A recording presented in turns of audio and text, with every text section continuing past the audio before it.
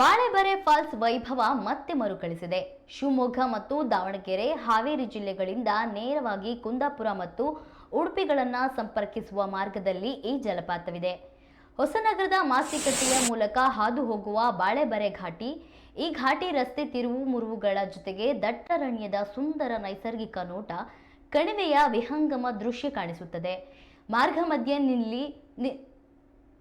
ಮಧ್ಯೆ ಇಲ್ಲಿ ನಿಂತು ಜನರು ಮುಂದೆ ಸಾಗ್ತಾರೆ. ಈ ಸುಂದರ ತಾಣದಲ್ಲಿ ಕೆಲ ಸಮಯ ಕಳೆಯುತ್ತಾರೆ.